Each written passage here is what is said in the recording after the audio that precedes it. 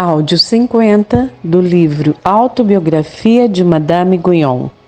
Capítulo 40. Senti uma forte propensão para escrever.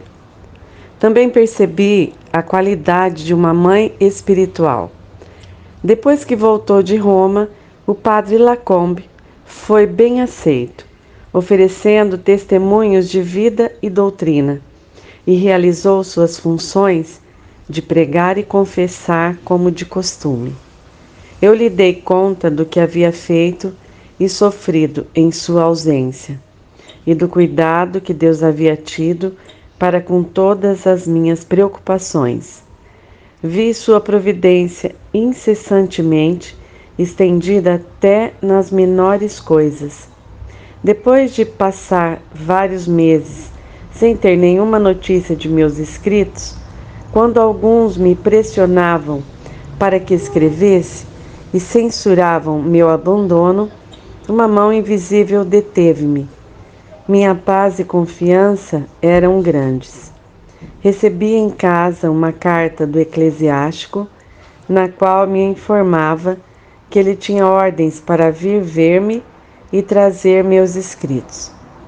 Eu havia enviado a Paris um pacote razoavelmente grande de coisas para minha filha. Fiquei sabendo que eles o haviam perdido no lago e não tive nenhuma outra notícia a respeito. Não me preocupei, sempre pensei que seria encontrado. O homem que se encarregava dele fez uma busca depois de um mês pelos arredores, sem ouvir nenhuma notícia. Ao final de 3 meses, trouxeram-me o pacote, tendo sido encontrado na casa de um homem pobre, que não o havia aberto, nem sabia quem o havia levado para lá. Certa vez, enviei todo o dinheiro que me serviria durante todo o ano. A pessoa destinada a receber o dinheiro para fazer a fatura de câmbio, tendo-o colocado em 2 bolsas no lombo do cavalo, esqueceu-se de que ele estava ali e deu o cavalo a um menino pequeno para que o levasse. O dinheiro caiu do cavalo no meio do mercado de Genebra. Nesse momento eu cheguei, vindo do outro lado, e ao descer da minha liteira, a primeira coisa que encontrei foi meu dinheiro. O mais surpreendente era que havia uma grande multidão neste lugar e ninguém o havia percebido. Muitas coisas semelhantes têm me ajudado. Essas histórias seriam suficientes para mostrar a contínua proteção de Deus. O bispo de Genebra continuou a perseguir-me. Quando escrevia, ele o fazia com cortesia e agradecimento por minhas obras de caridade em Gex, embora ao mesmo tempo dissesse aos outros que eu não dava nada para essa comunidade. Escreveu contra mim para as Ursulinas com quem vivi, ordenando-lhes que me impedissem de ter qualquer reunião com o padre Lacombe.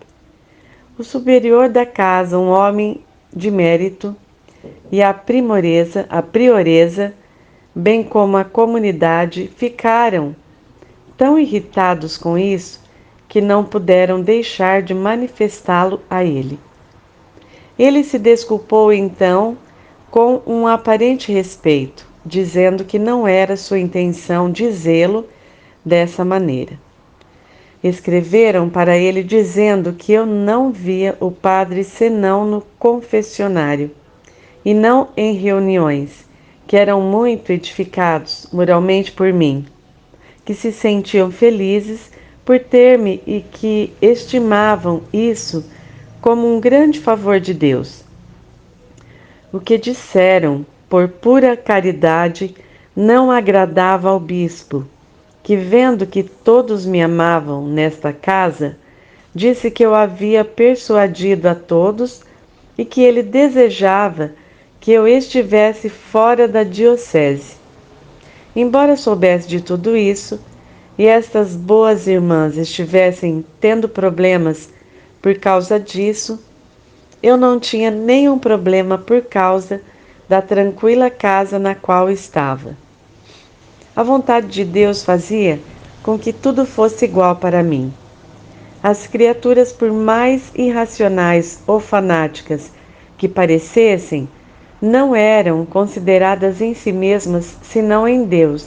Uma fé habitual faz com que tudo seja visto em Deus sem distinção. Assim, quando vejo pobres almas tão irritadas com discursos ao vento, tão inquietas por explicações, tenho compaixão delas. Elas têm razões, eu sei, as quais o amor próprio faz parecer muito justas. Para aliviar-me um pouco da fadiga da contínua conversa, desejei que o padre Lacombe me permitisse um retiro. Foi então que me permiti ser consumida pelo amor o dia todo. Também percebi a qualidade de uma mãe espiritual, pois o Senhor deu-me o que não posso expressar para a perfeição das almas. Isso eu não poderia esconder do padre Lacombe. Era como se eu entrasse nos recônditos mais íntimos de seu coração. Nosso Senhor mostrou-me que ele era seu servo, escolhido entre 1000, para honrá-lo de modo singular, mas que ele o levaria por meio da morte total e da completa destruição do velho homem.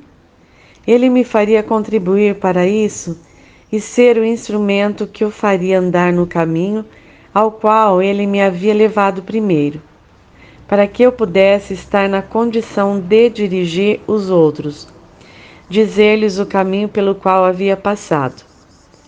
O Senhor iria fazer com que fôssemos conformados e nos tornássemos um nele.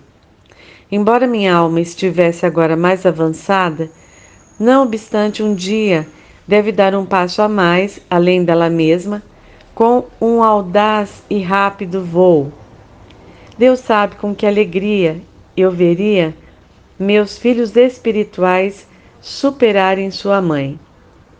Neste retiro, senti uma forte propensão para escrever, mas resisti até que caí enferma. Não tinha nada sobre o que escrever, nem uma ideia para começar.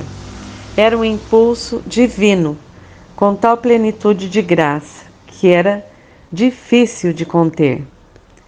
Expus esta minha disposição ao padre Lacombe. Ele respondeu dizendo que tinha um forte impulso para mandar-me escrever, mas que não me atrevesse a fazê-lo, por conta de minha fraqueza. Eu lhe disse que a fraqueza era o efeito de minha resistência, e cria que ao escrever eu me retiraria novamente. Ele perguntou: mas sobre o que tu escreverás? Repliquei: não sei nada a respeito, nem quero sabê-lo, deixando a direção completamente a Deus. Ele me pediu que agisse assim. Ao tomar a pena, eu não sabia nem a primeira palavra que escreveria. Quando comecei, o assunto apropriado fluiu copiosamente, não impetuosamente. Conforme ia escrevendo, eu me sentia aliviada e ficava melhor. Escrevi um tratado inteiro sobre o caminho interior da fé, sob a comparação de torrentes ou de riachos e rios. Como o caminho pelo qual Deus dirigia o padre Lacombe agora era muito diferente daquele no qual ele havia andado antes, e toda luz, conhecimento, ardor, convicção, sentimento, agora o pobre, vil e desprezado caminho da fé e da nudez, para ele era muito difícil submeter-se a isso. Quem poderia expressar o que custou ao meu coração antes de ele se formar segundo a vontade de Deus? Entretanto, o domínio que o Senhor tinha de minha alma ficava mais forte a cada dia, a tal ponto que passei dias inteiros sem poder pronunciar uma palavra.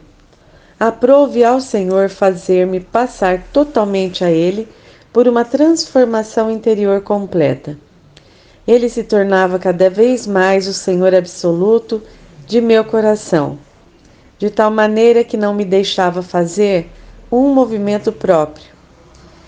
Este estado não me impedia de condescender-me de minha irmã e dos outros na casa. Não obstante, as coisas inúteis com as quais se distraíam não podiam interessar-me. Foi isso que me levou a pedir permissão para fazer um retiro, para permitir-me a mim mesma ser possuída por aquele que me sustém tão próximo a Ele mesmo de uma maneira inefável.